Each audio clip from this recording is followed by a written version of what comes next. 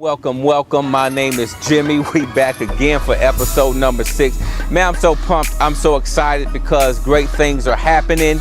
Great things are coming down the pipe.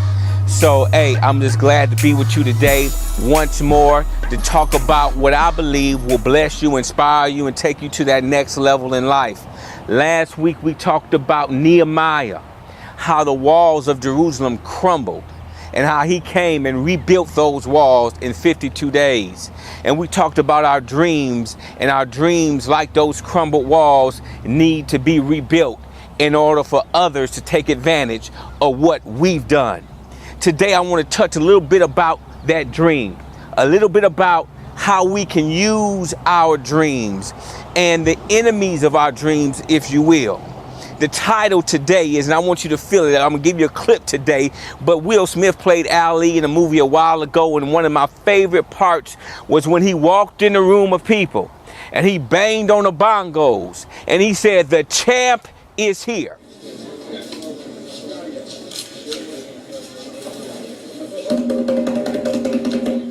The champ is here.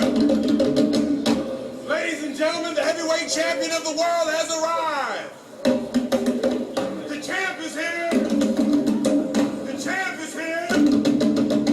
The champ is here. You are the champ. And that's what we're going to talk about today, that the champ is here. Now, just like Ali, we have an opponent. We have somebody we fighting. And when we're born into this ring of life, we have an enemy that we fight every single day. And that's the enemy of average. I'm talking about that enemy that wakes us up or stops us from progressing with those thoughts of average, thoughts of defeat, thoughts that we can't do it. And just like any prize fighter, what we got to do is study the opponent. And I've studied. I know the enemy of average, his tactics, his blows, if you will, his rights, left, his uppercuts.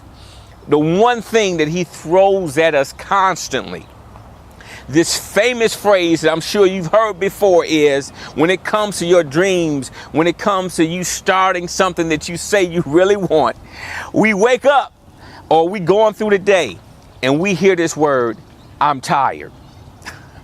I'm tired. I can't I can't study. I'm tired. I can't deal with my spouse. I'm tired. Can't deal with the kids. I'm tired. This enemy of tired stops us from doing what we're supposed to do. Now, tiredness is all about conditioning. It's all about how you condition your mind, and it's not about the body so much as it's about the mind. I'm a runner myself, and I enjoy running. It's one of my habits. And when I started about 2 years ago running, I found that about 0.5 miles into 1 mile, I was hearing something. This voice in my head that was saying, "You're tired. Stop. You're tired. Stop." And the more I stopped listening to that voice, now listen to me, the more I ignored that voice, the more the voice said, "You're tired," the more I kept going. And so when I started off, I would stop at 0.5 or half a mile. I would stop and I would stop and I'd keep on going again. And this went on for some time. And before I realized it, I started noticing that if I ignored this tired voice, this voice of average, I could go further. So 1 mile turned into 2, 2 turned into 3, 3 turned into 5, 5 turned into 6, 7, all the way until last year I completed my first half marathon, 13.1 miles, not stopping. Tiredness, hearing the voice, but what do? We ignore it. And it's the same in life.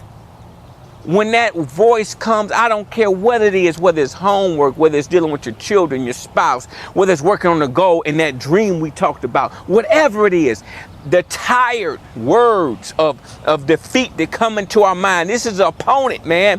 This is an enemy of average. You got to ignore it. You got to know when you wake up or you're going to start pursuing that dream, that opponent is going to throw that blow, that you're tired. Ignore the tired opponent. Ignore that voice of you can't do it. Ignore it, because when you ignore it, you're going to find that you are really not tired. It's that average trying to keep you average. You gotta fight against tired. Fight against the voice of I'm tired, I can't do it. You gotta fight against it. The more you fight, guess what? You're gonna progress. Just like I went from 1 to 3 to 5 to 6 to 13.1. Baby, you can do it too. I don't care what area of life you're in. The principles are always the same. Second thing I want to talk about, this opponent is throwing blows at us, of course. First is I'm tired. The second is, here it go. It's too hard. Oh yeah, it's too hard. I got to get my degree, but it's too hard. I need to work on my marriage, but it's too hard. My teenage child is getting on my nerves, and I really don't want to spend time with them to develop a relationship because it's too hard. These words are coming at us. It's too hard. You've heard this statement all your life. You got to understand something, and it's so true. It's so true. Anything worth having, it's worth paying for. You got to pay the price, baby. Everything you want is hard. Everything you need to achieve is hard, meaning it's not going to be easy. And again, we're talking about preparing for this. It's your lifestyle. We talked about it in the beginning episodes. It's your lifestyle. Your preparation determines how easy something becomes in your life. It's no different. Hard is the price of admission, baby. It's going to always be there. But the determining factor is, how bad do I say I want this thing? How bad do I really want to have a relationship with my spouse or my child or the teenager with your parent? How bad do you really want this thing? That's going to push you beyond it's hard. You don't think it was hard running 13 miles? You don't think it was hard preparing? You don't think it was hard every day running? Yes. But it became easy because I did it constantly. I prepared myself constantly. And guess what? Hard became just, hey, this just how we get down. This just what we do.